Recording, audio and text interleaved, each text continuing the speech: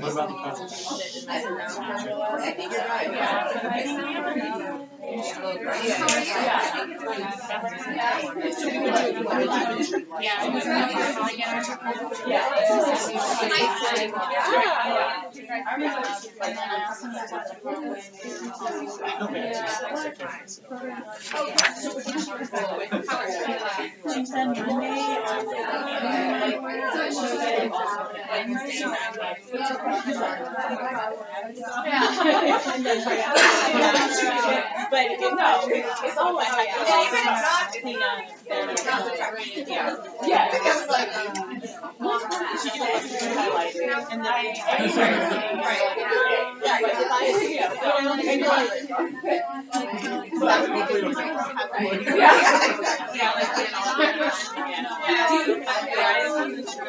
Okay, guys. Oh, thank you. That was awesome. All right. Well, welcome to the first CUSOTA meeting of the 2019-2020 year. We're very excited you guys are here. I'm going to be sending around an attendance sheet. It has your name, your email address, your phone, what you prefer to be contacted by. More than likely, I'll just be doing your guys' emails. That's probably easier. And then if you are interested in becoming a member, so if you put no or maybe, I have to convince you. All right, let's get her started. So kind of what we're going to do today is we're going to introduce the exec team members. We're going to go over what CUSOTA is and what benefits this has you guys as a student. And then we have our guest presentator. Presentator, that's a new word. Dr. Holm is going to speak. There we go. And then we're going to go through membership and meetings, and then go into Dean's reimbursement, the honors cords, what volunteer opportunities we currently have, and then time for questions. If you haven't gotten food or if you want more food, please come up. There's plenty of it. Okay, our team members, let's go. My name is Kira. I am the CUSOTA president for the Regis cohort. I love to read, not necessarily textbooks if I can help it. And I'm allergic to tomatoes. And I'm Cam. I think I've met most of you at the barbecue, but I'm the VP of CUSOTA. And the fun facts that I decided to put on here, I run a lot, and I've run more than 10 marathons. I'm not sure how many. And if I see a dog, I just have to pet it. And then our CUSOTA secretary. This is Bob. We currently do not have a CUSOTA secretary for the Regis cohort. So basically what the secretary is in charge of is just keeping track of all of your guys' attendance. And then you'll help out with volunteer opportunities and kind of what we're going to talk about in the meetings. So if you're interested, please let us know. Elections are going to open up sometime this weekend. We would really like it if an OT1 would be interested. That way we can kind of bridge the gap between the two different classes when we have to transition on. But OT2s, if you're interested, please let us know. Okay, so what is CUSOTA? CUSOTA stands for Creighton University Student Occupational Therapy Association, and we are the branch of the campus cohort. So they have their own CUSOTA organization. We have ours, and Alaska has theirs. And CUSOTA promotes community service through the use of volunteer work out into the community. We promote leadership and inclusion into a team. We help with leadership, and we help develop your professional skills as a student going into a professional field. What can we offer to you guys as students? Well, you're part of a great organization for one thing. We also have guest speakers like Dr. Holm. We try to get different people out in the community that are in different practice settings. We're going to try to reach out to third-year students that have just recently graduated from the program, kind of what they're going through in the transition from being a student to a practitioner. So that's one thing that we can give you guys, and we're really going to try to continue. It started last year. We're going to continue on that this year for you guys. We're partnered with different sites within the community, so this is how we can get our volunteer services. This helps us get the name of occupational therapy out into the community and the Creighton name out into the community as well. Dean's reimbursement if you attend the AOTA conference. I know several of you are interested in that. There's going to be more to come on that later. And then also you can get honors cords if you volunteer for 30 hours, and more to come on that later too. And now we're going to let Dr. Holm talk. Save them on. How is everyone? So nice to see you. This is, I think last year I did a PowerPoint. We're not doing that this year. It'll be much more informal and conversational. And hopefully if I time things right, if you have questions or want to ask me anything, you can. Although I'm probably not fielding questions from remote. No. But you can feel free to email me at my Creighton email address if there's something you want to know. So another thing I want to tell you about CUSOTA. Raise your hand if you know Patty Stutz-Tannenbaum at CSU. She's the OT academic fieldwork coordinator. No one knows her. You know her. Yes, because she works closely with Emily's mom. Yes. She's been at CSU for like 31 years. 32 years. She's going to retire this year. How exciting for her. She's amazing. But she and I have done some research together where we were looking at why do students choose to belong to their professional associations, whether it's a state OT association or AOTA, or why do they not? What would make them more likely to want to join versus I'm going to not do that? And what we found out from our research, so we're writing the manuscript right now. We've done a presentation, a poster on it at AOTA, and a presentation at OTAC, was that students who are SOTA members are more likely, it was correlated, they're more likely to be members of their state and national association. So your leadership engagement as a member of CUSOTA could indicate, perhaps at some level, that being part of a profession, and being engaged in professional associations is of value to you. And of course, if you're a member of CUSOTA and you're engaging in OTAC or wherever you end up living after you graduate in your OT, and AOTA can open up a lot of different opportunities for you and connections that you might not normally have.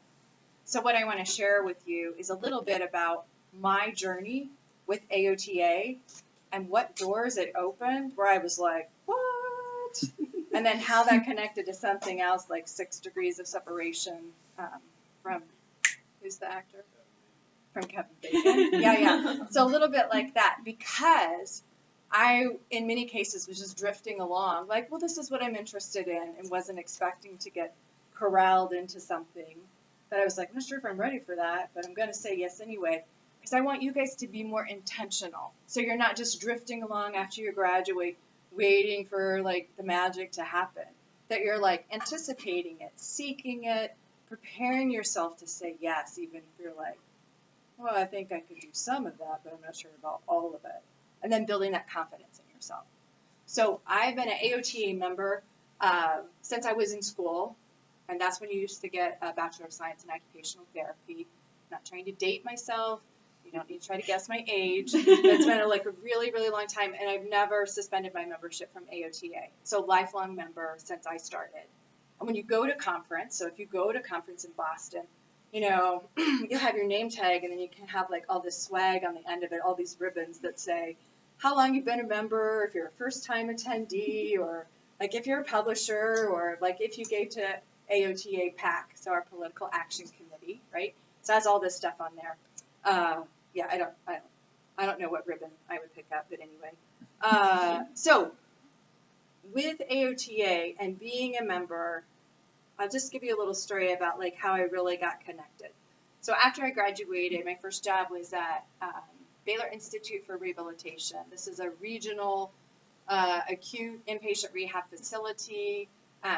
It takes patients with spinal cord, brain injury, neuro. It's similar to Craig, but it's an inpatient rehab facility. It's not a long-term acute care designation. It's been around for a really long time. And while I was there, I ended up developing sort of this specialty interest in dysphagia. Some people may say dysphagia, but we're in Texas, so it was dysphagia, hard G.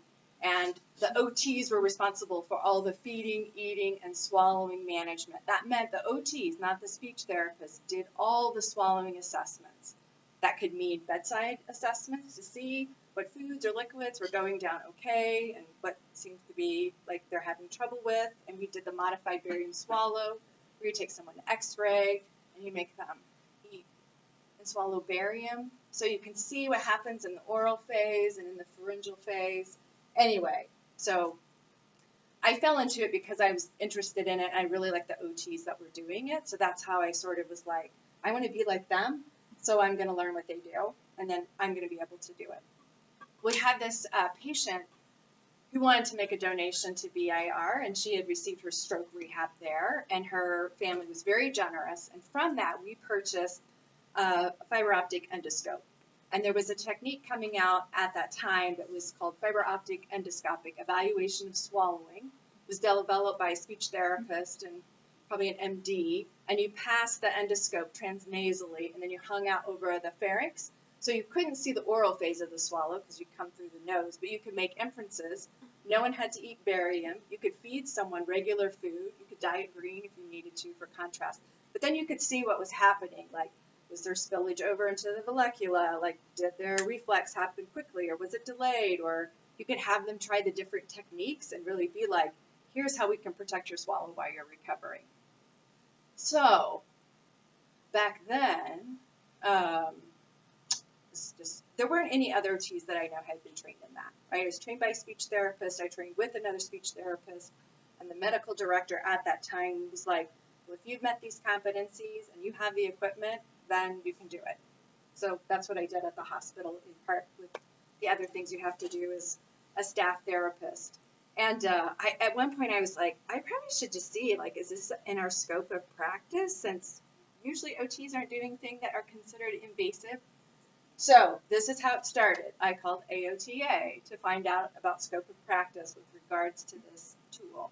And they were like, well, there's not anything that says that you can do it, but there's not anything that says you can't do it. Right? And when I called the state TOTA, the Texas OT Association, they didn't have anything on it either. So the medical director had approved it. But I think what happens if you call AOTA and you sort of have like a specialty question or interest, I think they write your name down somewhere. Like, because maybe less than a year later, AOTA called me and wanted to know, did I want to be part of a group that was going to write a knowledge and skills paper on dysphagia, so feeding and swallowing. I said yes, because I had no idea what it entailed, so I didn't know to be like, no, I don't think I can do that. I was like, well, yeah, I guess. So then, through this, the knowledge and skills paper outlines areas of practice where maybe there's not a whole lot of expertise, or there's expertise and you're trying to show that your education lets you meet a standard and what you need to do to develop competency, whether you're an OT or an OTA in feeding and swallowing. And when you work on a paper like that, you get published automatically in AJOT. Now, was I thinking about all of this? No, I just said yes to something about writing related to instrumentation for assessment of dysphagia. I wasn't like, oh, it's going to get published, right? I didn't know that. But because of it, I got to meet some really great people, like OTs with this tremendous knowledge about feeding, eating, swallowing all over the country. So in that, the lesson for you is saying yes to your professional association at some level could open some doors that you had no idea even needed opening. And this is another way to find mentors. You don't have to have a mentor. You need to be open to multiple mentors to meet you wherever you are in your career trajectory, right? So you just have to be willing to say yes to that. So then time passed, knowledge and skills paper have to be rewritten like every 5 years. So then there was another publication. It was the same people like updating everything, including myself. So there you go, 2 in the bag. I wasn't even trying, right? So this could happen to you, but you could be more intentional and be like, no, I'm going to figure out a way to make this happen. So here's the next thing that came of that. Because I had said yes and was on a committee and must have been some sort of like, they must have thought the quality of work was, passable. Then a couple of years later, when AOTA decided to get away from test-based board certification, they were going to go to portfolio-based. They needed OTs and OTAs to serve on a committee that was going to help develop all the board and specialty certification, right? So there was going to be board for certification in phys rehab, and gero, and pediatrics, and mental health, and specialty certification in a number of different areas like driving, community mobility, environmental access, feeding, eating, and swallowing, school-based OT. OTAs could apply for specialty certification, and so could OTs, and OTs could apply only for board certification. So I got another call, and they were like, hey, you want to be the liaison for phys rehab and feeding, eating, and swallowing? And I was like, well, what does that involve? Well, it's going to be a 3-year commitment. So I'm like, okay. But I said yes anyway. I said yes. And it was a great experience because, one, you get to meet all these amazing OTs and OTAs from all over the country, right? You get to meet all of them. You're working with them. You're having conference calls with them. You're helping develop a product. So at the end of 3 years, we actually had portfolio-based certification that was ready to be rolled out. So here's the next connection. Because of someone that I was working with as the liaison in the group for the phys rehab group, I ended up staying in contact with her. I just really liked her. Her name is Helene Smith-Gabai. I just sort of felt connected to her, even though maybe I only got to meet her face-to-face one time. So, maintain your relationships, because when I went skiing in Canada and broke my leg and couldn't work at the hospital, but I was still doing grant writing at home, and I can tell you about my Canada story sometime. It's thrilling, but we won't tell it here. I ended up calling Helene, and I'm like, hey, what's going on? What are you doing? And she says, I'm writing a book. And I'm like, what? You're writing a book? She's like, there's no book out there for acute care OTs written by OTs who practice in acute care. You want to write a chapter? And I'm like, what? After the Percocet wore off, I was like, well, I guess that sort of sounds good. And so I picked a chapter that she needed to have written, got my work to her, and so she must have liked it well enough that she came back and said, will you write 2 more appendices? So these weren't full-on chapters. They were much shorter and much more focused. Before you know it, because that was 2008, by 2011, AOTA Press had published it, and it was the first edition of occupational therapy in acute care. There you go, boom. Did I ever think, oh, I'm going to be an author of a chapter in a book that's going to be used by OT practitioners? No. But why can't you think about that now? Why can't you think, as you move through the program, you get closer to graduation, and you start your career, like, what do you want to offer to the profession? And this all came out from that innocent question to AOTA, just saying, hey, what's the scope of practice around doing, like, invasive sort of, like, assessment, right? It just came from that. If you know the book, it came out into its 2nd edition that was published in 2017. Before we had to do the rewrite, Helene came to me and said, do you want to be co-editor? And I'm like, what? What does that involve?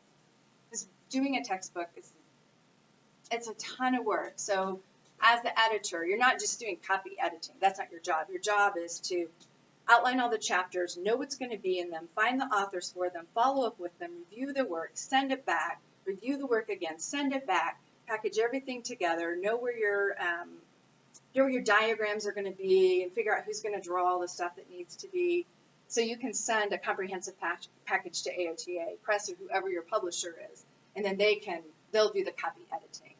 But if you're editor, so if you're an author of a book, you get paid per chapter, right? So that's worked out. So don't ever try to figure out the amount of time you spend writing your chapter and then what you make, because then you'll be like, I'm never doing that again. Maybe 3 cents an hour or something like that.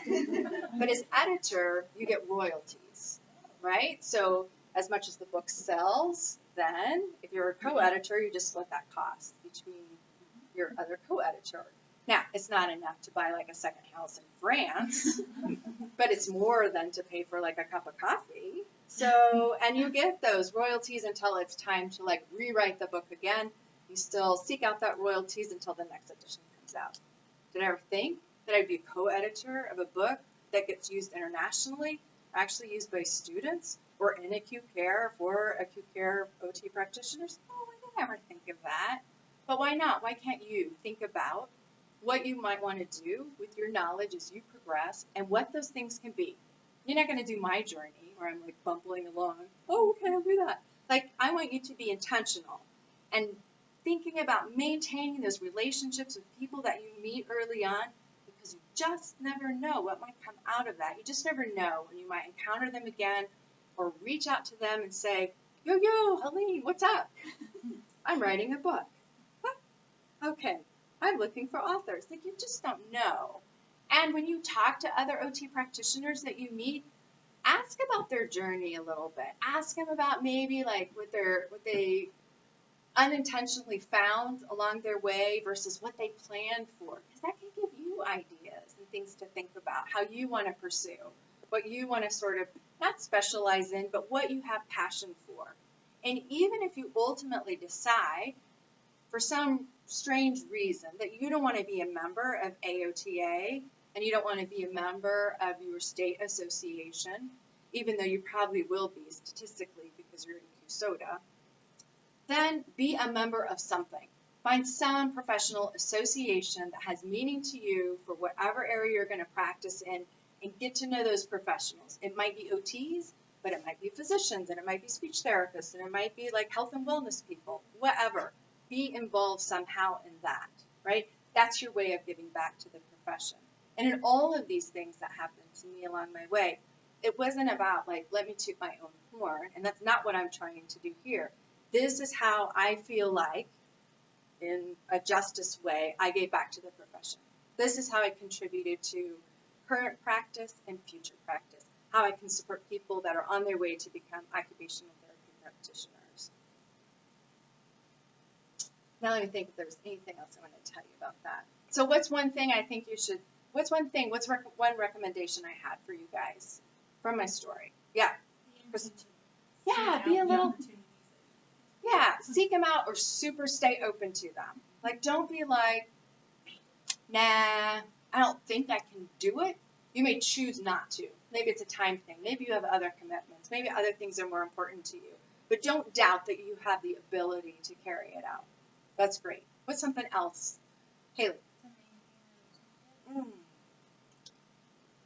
That's so huge, I think. And to keep in mind, even now, OT is a really small world for the bad and the good.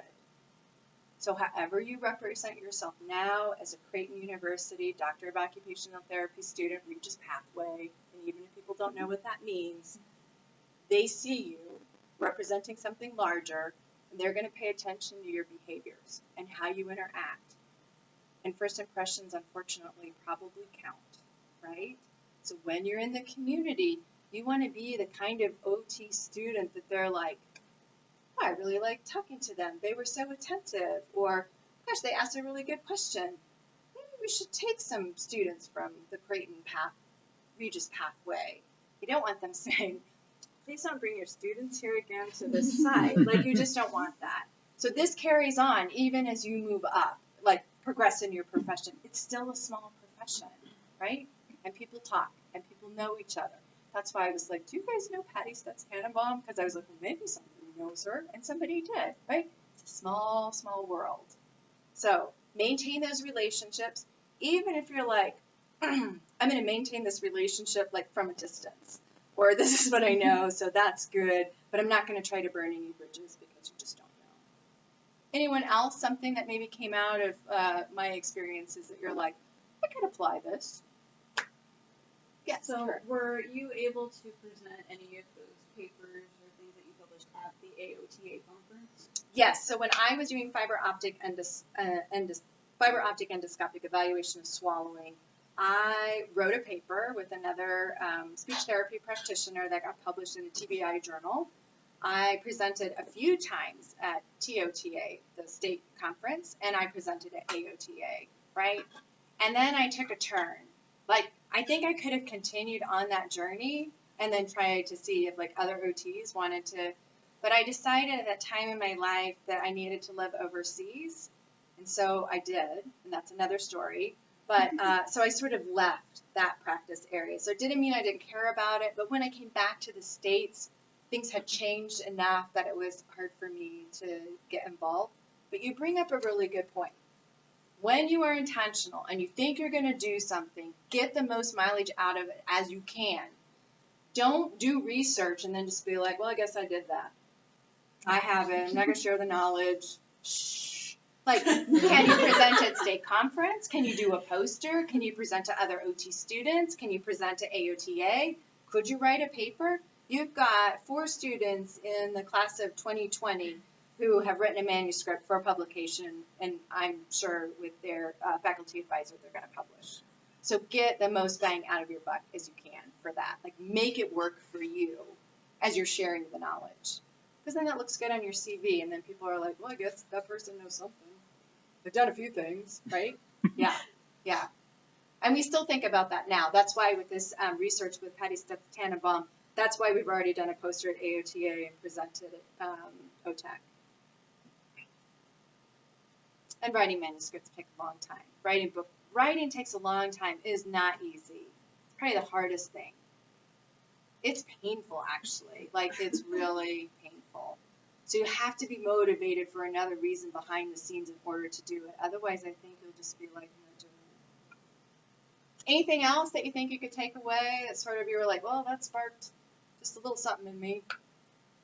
I just like the concept that there's like no correct way to do it, and that you can just like synthesize from every OT you're going to come into contact with ideas and their path, and yeah, you can just see people sort of bounce and like and it can be either intentional or not so intentional, but that there is that flexibility and the opportunity as well. So. Yeah. So being present and paying attention to what's happening in that moment. Yeah. It also makes me think, to add on to that, because I agree with you,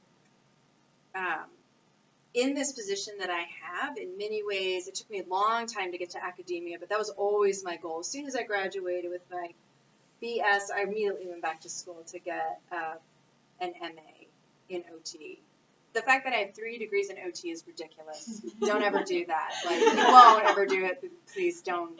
If it ever, don't do it. Don't do it. But anyway, that's what I did. So don't do that. So in this position, I feel like one of my greatest skills is listening and being like, let me help make a connection for you here. Or if you're interested in this, I probably know someone that you can talk to. Or that is a great idea. You want some resources? Let me help you with that. Right? Because it is small and interconnected, and you create this sort of web. So you never know when it might come back around again, and you're like, hey, didn't I meet you at the OTAC conference a couple years ago? Right? Yeah. Yeah. Anyone else want to offer up something? Can you maybe talk about like what the atmosphere of the AOTA conference is? Because I know nobody in our class went last year. And, yeah. Oops.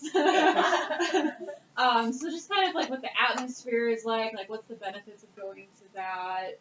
Just maybe a little bit more information. Yes. So AOTA conference is its own unique beast. It's 4 days. So it starts on Thursday, it ends on Sunday at noon. They know where AOTA conference is going to be 5 years in advance. You can go onto aota.org and see where conferences are going to be. So the next conference is in Boston. It seems like because the OT profession is getting a little like more numbers, that conference numbers are higher. So it never felt like a state conference. It always felt like a national conference. But it's big and it's loud.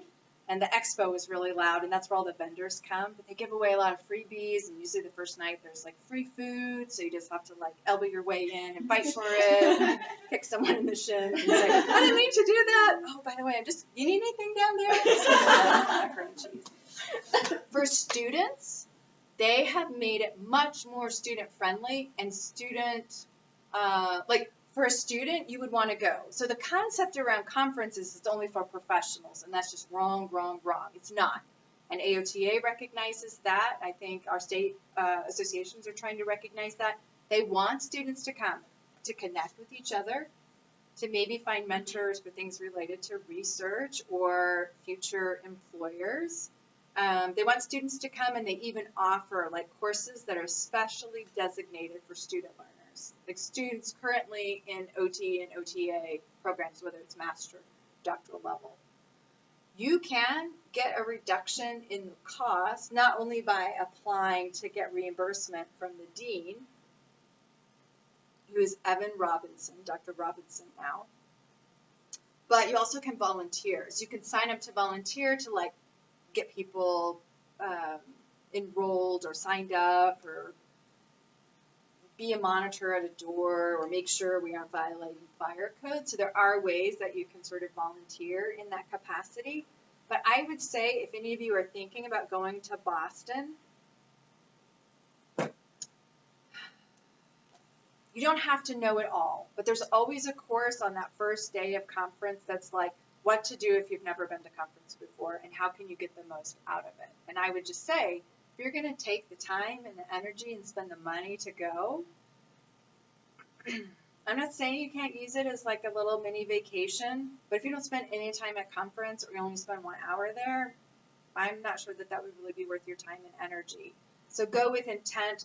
Always the brochure for all the courses that are available is usually out a couple of months before conference starts. So you can see all the things that are designated for students, and they have an app. So I never went as a student, right? I didn't become a member of AOTA until right when I graduated, the year I graduated. And that was because my favorite professor was like, we all owe the profession, so you will be a member, because that's just how it was in school. And then you just did anything Dr. Pelican said for you to do, because that was just the right thing to do. So you guys, I think, will have more opportunities and freedom to like really mix with other students and practitioners. Check out that expo, because that's another place where you could find a level 1 or a level 2 site or a doctoral capstone experience, and then just like pick their brains, be like, oh, you're a publisher, so tell me what kind of books that you're selling or offering, or what are you looking for, so you can plant that seed somewhere in the back of your head. Or go to a site and be like, when you're interviewing for people, what are the things that you're looking for? Like, use it to your advantage to find out more, to help you in your path, right? That's what I would recommend.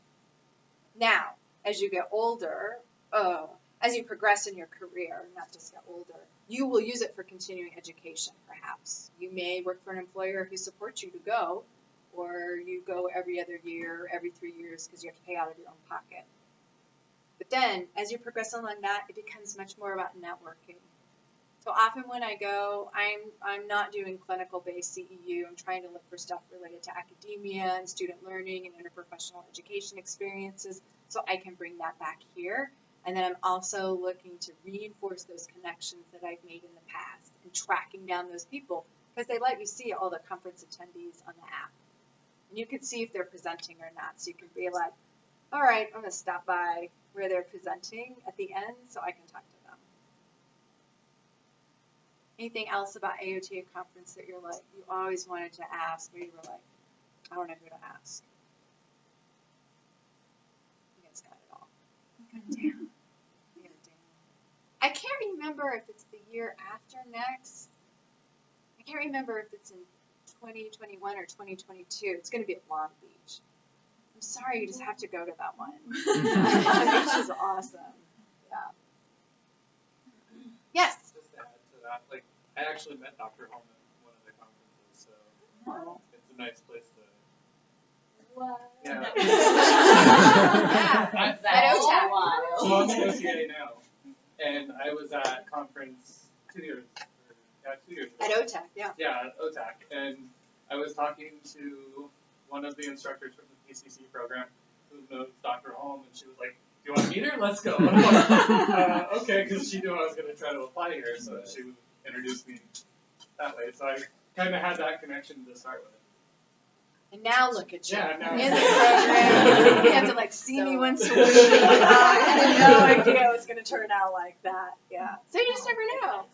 Heidi. Asked that too last year at OTAC. I got to meet Dr. Blanchard. It was kind of fun. At first I didn't know who she was because she looks so different. Like in 3D versus 2D. Yeah. I think about that all the time. Yeah. Yeah, you never know. We might be there. Surprise! Omaha, represent. Yeah. Is there anything else, Kara, that I need to share? So come find me if you want to learn more about anything I talked about, or my practice environments, or how I broke my leg in Canada and had to have surgery there, or looking back what I would recommend that I should have done that I didn't do, because I'm happy to share those things, you know, if you have questions around that. And even after you graduate, because all of you are going to graduate, move on, pass your boards, I'm still here. You can still contact me. You can still reach out to me. I have students from the inaugural class that I still talk with, email with, I might see, or they've asked for some support or a connection or a letter of reference. So it's not just here, right? That's why it's important to maintain that relationship with your Creighton faculty and myself, because you don't know, maybe right away you might need us or not. So just assume that you will, and then we're going to be there for you. How nice. I hope all of you decide to be CUSOTA members, because that means you're really dedicated to the profession and you're going to be more likely to be a member of AOTA or plan to be a member when you graduate, as well as your state association.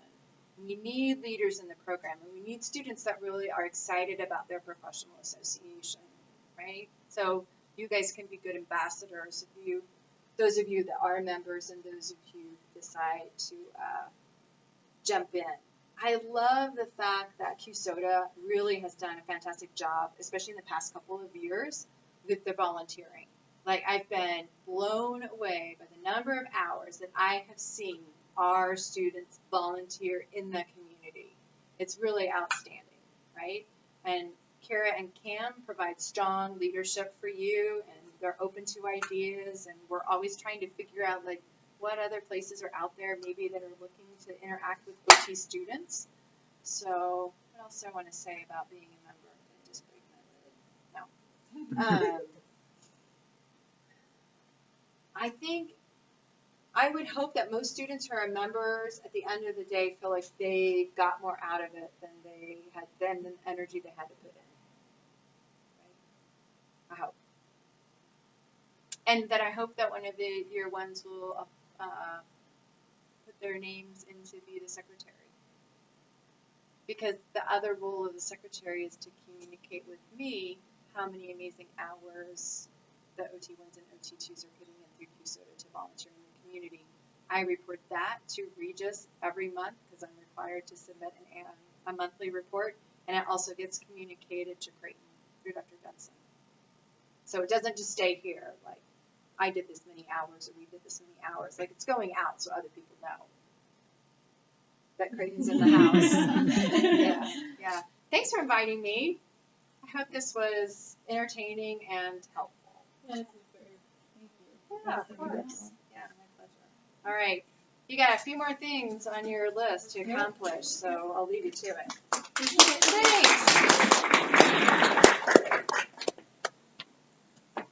Is it my slides? And it's your slides. Yeah, so we have a few more slides. Get on the video. Oh, video. Yeah, so we have a few more slides before we end our meeting. So just general info about our meetings. They're typically going to be on Thursdays, 1 o'clock.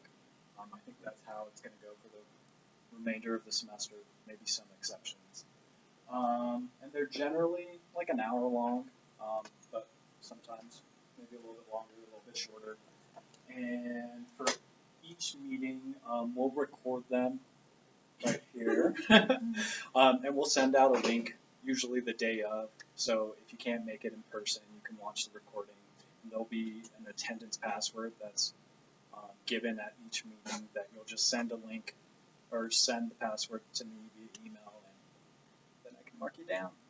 That'll eventually be the secretary's job, but for right now, email Kim. Yeah. For now, just me. Let's get on this one. All right. So this is very important for dues. It's $5 a semester and $10 for the full year. So even if you are an OT2 returning, you'll be paying $10 for the next year. And you could just pay that via Venmo at CUSOTA, and you'll include your name, your cohort, and the reason for sending money. So just putting CUSOTA membership fee should be good. Yeah, and once you've paid, just let me know. And again, I think the secretary will eventually take this over. And then important dates to keep in mind: October 21st, we need to pay our dues before then. And then also, one of the requirements for CUSOTA is you need to attend 6 out of the 9 meetings. But with it being online, it's super easy.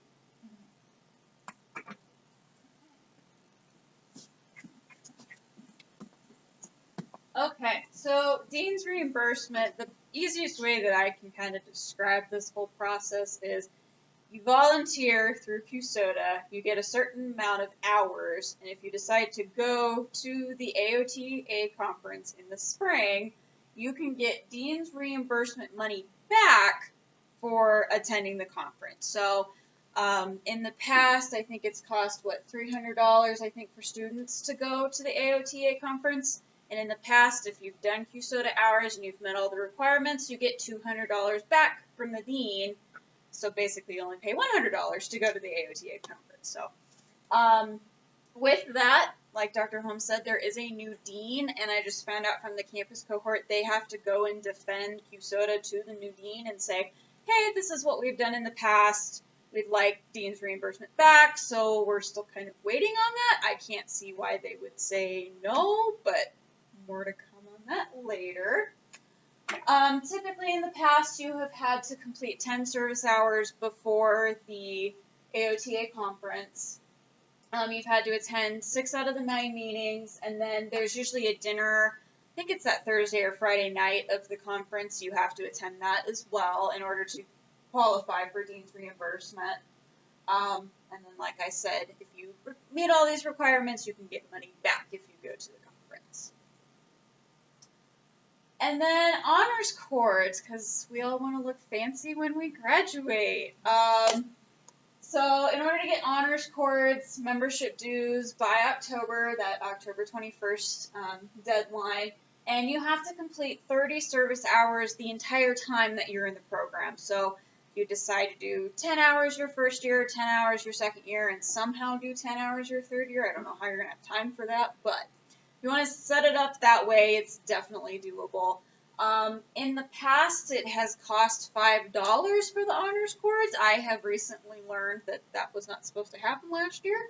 So we're in the process of finding out if there's additional fees for obtaining honors cords or not. Now the fun stuff, volunteering. So how volunteering works is we are partnered with different sites within the community, and it has to be feasible with our schedule as a student, so it can't interfere with our schedule and our duties as a student, because that is our number one priority.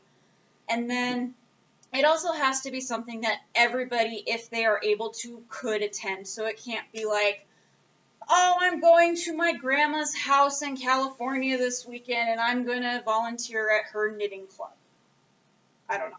Nobody else has an option to go to that, so that would not count for volunteering. And on the next slide, if you guys have any sites that you're familiar with or that you volunteered in the past, or maybe somewhere that you work, let us know, because we're trying to connect out more into the community for more sites so we have more options. And we just want to make that connection with them and say, hey, this is who we are. We have students that are interested in volunteering. Can we build a partnership with you and move on from there? You can go back to the previous slide, actually. So the ones that we currently have right now, Denver Rescue Mission, you can go online. You can sign up to serve meals to individuals that are homeless. It's kind of just at your leisure kind of schedule. If you want to do mornings, afternoons, whatever you can do. The Temple Grandin Equine Center's annual Trick or Treat Street. I went to this last year and it was an absolute blast. We got to decorate the horse stalls, and we had games in there. We got to hand out candies to the kiddos that came around. We actually won best game, I think. We had like a little competition. There's currently no information on that yet, so I'm hoping by next month's meeting I'll have more information on that. And so hopefully if we can do that, we can also make decorations for that, and you guys can get hours for that as well. The Roost Training Center. This is a new one, and this one is very near and dear to my heart. It's a program in Lafayette for individuals with developmental disabilities, and it's helping them gain independence and have vocational skills. So they create different products. They have a farm that they go to, and they raise crops. And so with them, you can do weekly. You can do once a month if you want to. They have morning, afternoon, or all-day shifts. They also have monthly events. There's one coming up September 19th. It's their first fall harvest dinner. This one's near and dear to my heart because my brother attends this program. We've known the owner for 10 plus years now, and then this program has been open she's going under her 4th year. So it's a really great opportunity if you've never worked with this kind of population before, if you're kind of interested in working with that population. You just get to socialize and kind of see what they get to do. And then Lakewood Therapeutic Rec, this is another one that we have a really great partnership with. They have monthly dances, and last year a big group of us went and we made decorations for a casino night. And so we got to make the decorations for that. We got to go and hang out with the participants and dance with them, and we got to do games with them. And the lady who is in charge of this said they're still talking about it. So I have a calendar with all of the dates that they have. You just have to fill out like a volunteer form, and in the email that I'll send later, I'll include all of the volunteer information and the requirements that you have to fill out if you want to volunteer. So I just have kind of a general question about that. So all of these opportunities, in order for them to count toward our hours, we're setting them up essentially through like an email with you or something like that. We're not ever going to like reach out to them directly. They would just coordinate with you and then we would provide. You could, because we've already built partnerships with them. Okay. They already know who we are and what our name and our mission is. So you could, if you wanted to, just go directly to the source. And I know with Lakewood Therapeutic Rec, they want you to reach out to them because on some of these other ones that I'll talk about, you have to go through like a background check and that kind of stuff, but they will compensate for that. So. And it could be for like events that maybe just aren't we haven't listed here. Right. Yeah. Just as long as it's through that. Yeah. Exactly. Along with Lakewood Therapeutic Rec, they have created a Special Olympics flag football. This one is a little bit more involved. It's every Thursday night, and then you have to attend a state tournament. So if anybody is really, really interested in that one's already started. It's a kind of a huge time commitment, but you essentially become a team member with this flag football team, and you're with the clients, and you're participating as a team member with them. So if you're really, really interested in this one, please let me know so I can let the site know as soon as possible. If not, I can just tell them it's a little bit too involved. And same thing, they have a Special Olympics bowling that is starting in September. That's every Saturday, so that one might be a little bit more doable for people. Again, if it's too much, I can reach out and say, hey, can we maybe gauge this differently or try to figure it out. And then possible volunteer opportunities. These were some that I think actually Dr. Holm had forwarded on to me, and I wanted to get an idea from you guys if you thought that these would be good potential volunteer opportunities, and if so, then I can reach out to them and figure out exactly how we can partner with them. Denver Animal Shelter, they have more than 20 volunteer roles, so it can be as much as I'm going to walk this dog for a couple hours, or as much as I'm going to foster this animal before we send them out. It's kind of whatever you're comfortable with. According to their website, you have to make a 6-month commitment of 8 hours a month, weekly or bi-weekly. Again, this might be too much, but if you guys are interested in this one, I can reach out and say, hey, we might not be able to give that many hours, but what would you be willing for us to do? Goodwill Industries of Denver, kind of the same thing. You're helping out with individuals with disabilities. You're helping out with career and vocational things, mock interviews, kind of the same thing with the time commitment and what exactly would be involved with that. And then the Urban Peak Meal Group, that one was kind of like the last slide I was talking about. You sign up and then you go and you serve meals to individuals. So if I could get a show of hands who would be interested in the animal shelter. Can I just make a plug for Urban Yes. Peak real quick? Yes. Urban Peak is one of the few nonprofit organizations that serve young people who are homeless. Like, they're kicked out of their home, abandoned by their family, maybe struggling with substance abuse or not. Might identify with LGBTQIA, right? And they do a fantastic job. And I often thought about my time with Urban Peak, like an OT present or an OT student presence can be really valuable because a lot of what these young people lack, besides caring adults around them, like people who are interested in them, they lack that. But also someone that has some idea about life skills or a new way to think about a problem or address it. So I'm not saying do it, I'm just putting a plug in for at some point. Thanks for letting me interrupt. Sorry, and that would be, is that serving meals or you're like creating? Okay. Yeah, you're serving meals. Yep. Okay, so Urban Peak Meals. Okay, majority of you. And then what about the Goodwill Industries? Okay. So I will, in the next week, reach out to them and see exactly what the time commitment would be and what you guys have to do to sign up to be volunteers for those two, for sure.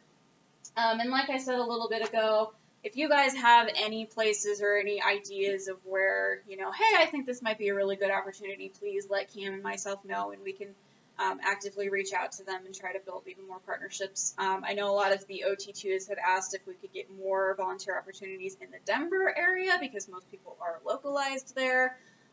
So I definitely agree with that. We're trying to find more places in Denver, so it's a process.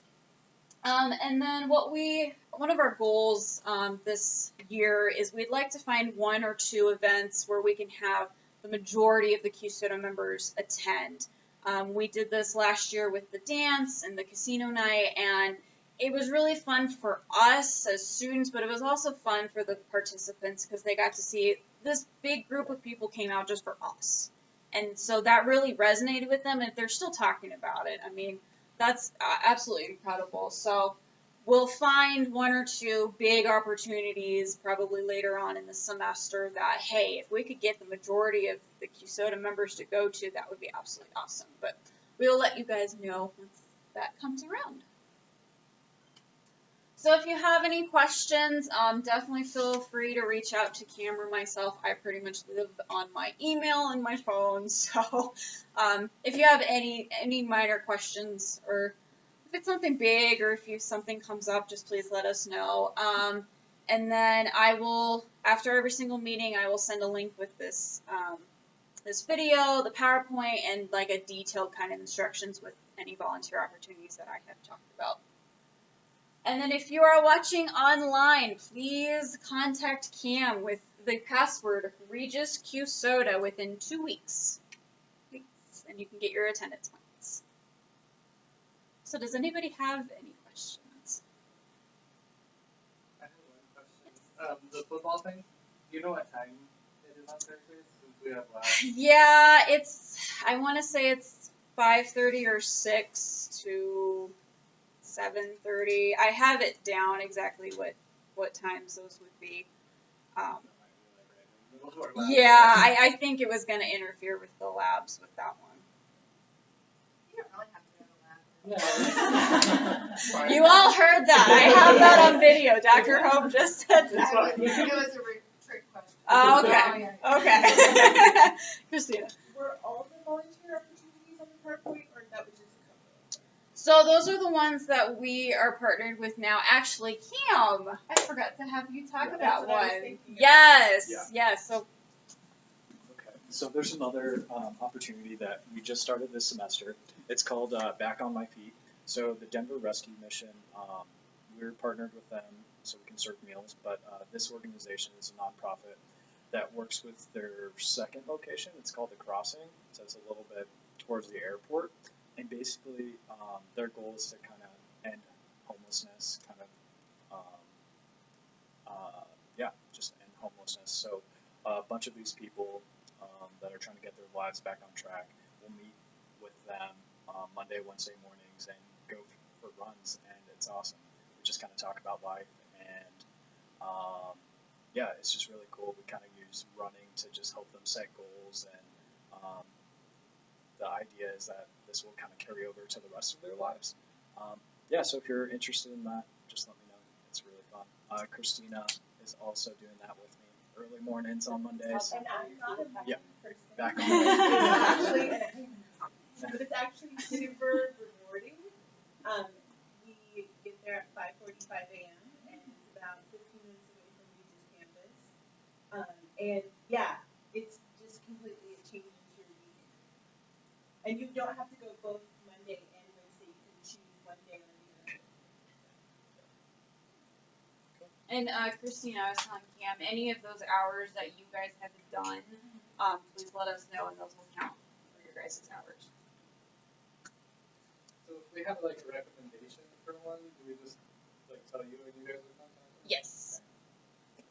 We'd like to build that partnership and kind of give them an idea of this is who we are, this is where we come from, this is what our purpose is, and we had one site contact us over the summer, and they were very much wanted us to be involved, and we made an informed decision that it was just going to be too much for students, and so we are actively actually trying to get that site to become a level 1, level 2, or a DEX site. So if it's too involved for you guys, we're not going to use that as a volunteer site, because like I said, being a student, that's your number one job right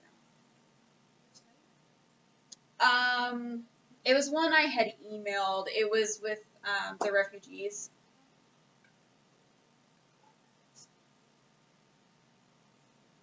Any other questions? Heidi?